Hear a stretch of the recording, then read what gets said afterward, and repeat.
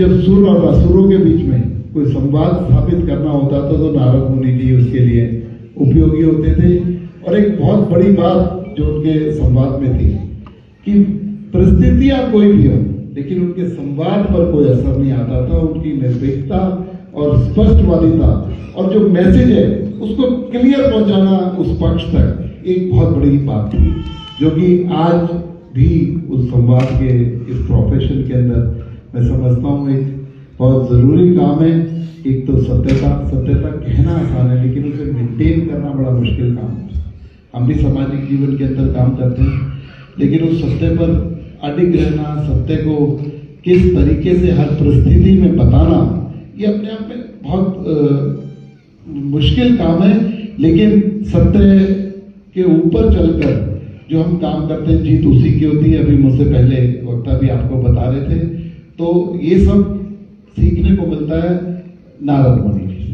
किस तरीके से विभिन्न परिस्थितियों में परिस्थितियां हमारे अनुकूल हो, हमारे प्रतिकूल हो, लेकिन हमने जो संवाद करना है, जो हमने अपनी इंफॉर्मेशन देनी है, वो बिल्कुल सटीक और सार्थक और सच्ची हो।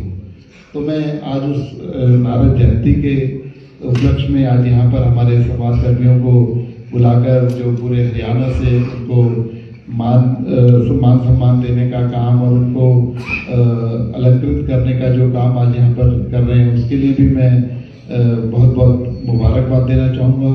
और इसके अलावा मैं यही कहना चाहूँगा कि जितने भी संवाद कर्मी हैं यहाँ पर, अच्छे तरीके से आप अपनी ड्यूटीज भी जानते हैं और आज भारत किस स्थिति से गुजर रहा है, उसके अंदर भी किस तरीके की पत्रकारिता होनी चाहिए कि हमारा जो संवाद है इस तरीके का हो कि इंफॉर्मेशन भी पूरी पहुंचे और किसी तरीके का उसमें क्योंकि हम लोग सरकार में हैं, हम बार बार ये बातें इंफॉर्मेटिवली और लोगों को बोलते भी रहे हैं, किसी तरीके की झूठी अफवाहें ना फैलाएं, किसी तरीके का कोई भी न्यूज़ इस तरीके की ना हो जो लोगों के अंदर डर पैदा करे, या कोई ऐसी खबरें हो जिसका कोई धरातल पर आधार नहीं है। तो मैं समझता हूँ आजकल इसकी बहुत ज़्यादा ज़रूरत भी है। ये कहने में कोई बुरा ना माने, क्योंकि सोशल मीडिया का ज़माना है। मैंने अभी 4-5 दिन पहले विधायक दल की बैठक थी, उसमें भी मैंने ये बात रखी, इसका कुछ क्राइटेरिया हमें जरूर सुनिश्चित करना चाहिए कि सोशल मीडिया के लोगों का, क्योंकि 50, 60, 70, 100 लोगों का व्यूज होते हैं और मैं देखता हूँ कि किसी भी तरीके की खबर को प्रचारित करने का काम कर देते हैं। तो उसको किस तरीके से रोकथाम हो, इसके लिए हमारे मीडिया के जो वरिष्ठ जो लोग हैं उनसे बात कर इस पर हमें एक जल्दी पॉलिसी लानी चाहिए। तो ऐसा सरकार में सबकी सहमति भी थी और उस पर भी हम काम करेंगे। लेकिन इसके साथ साथ पत्रकारिता का जो कहते हैं ना, जिस तरीके की ड्यूटी और जो अहम रोल है उसको भुलाया नहीं जा सकता, इसलिए इतने बड़ी इंपॉर्टेंस को कुछ लोग खराब ना करें।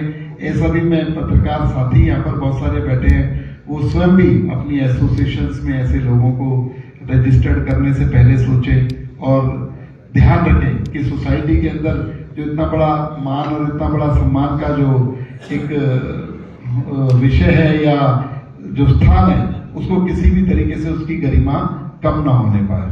इसके अलावा हरियाणा सरकार की जो बात मैं कहना चाहूँगा कि हरियाणा सरकार के अंदर आप लोगों ने देखा 2014 से अब तक सरकार में पत्रकारों के लिए और संवाद कर्मियों के लिए जो सोचने का काम किया और कुछ ना कुछ करने का काम किया, वो भारतीय जनता पार्टी की सरकार ने 60 साल से ऊपर के जितने भी हमारे वरिष्ठ पत्रकार हैं उनको 15,000 रुपये पेंशन देने का काम, उनको एक रेगुलर जिस तरीके से एक एम्प्लॉई सरकार में काम करता है, क्योंकि पत्रकारों का भी जीवन बीत जाता है पत्रकारिता करते करते। ये जरूरी नहीं है वो किस पत्र में रहा, किस चैनल के अंदर रहा, लेकिन सभी को उसमें समायोजित करने का काम हरियाणा की सरकार ने करा।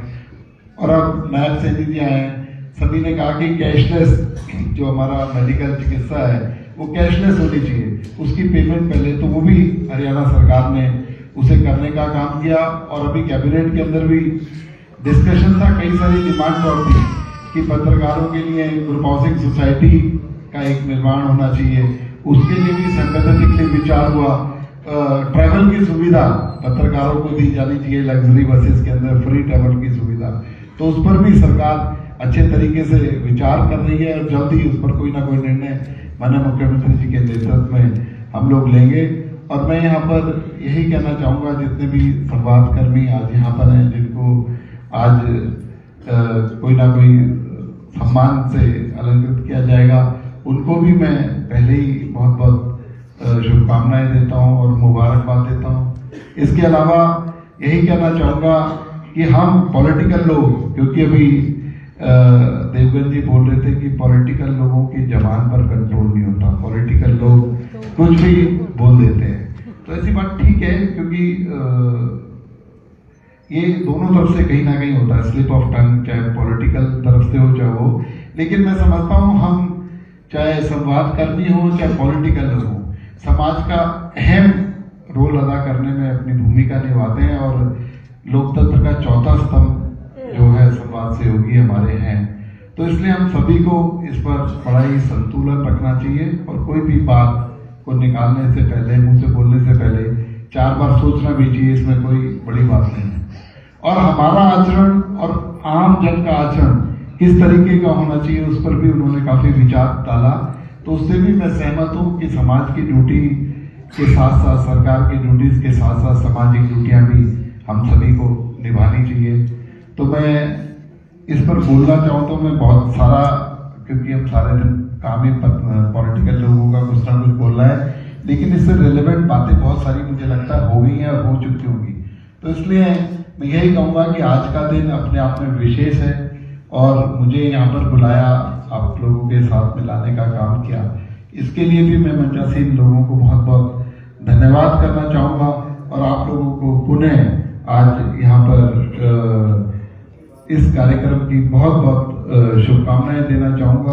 और जो आज जो ये हमारी नारद जयंती है, इसकी भी बहुत बहुत शुभकामनाएं देना चाहूँगा। बहुत बहुत धन्यवाद।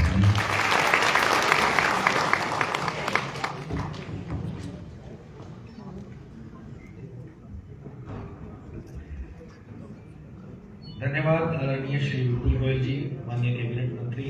और निश्चित रूप से जनता और व्यवस्था के बीच राजनीतिक नेतृत्व का एक बहुत बड़ा स्थान है।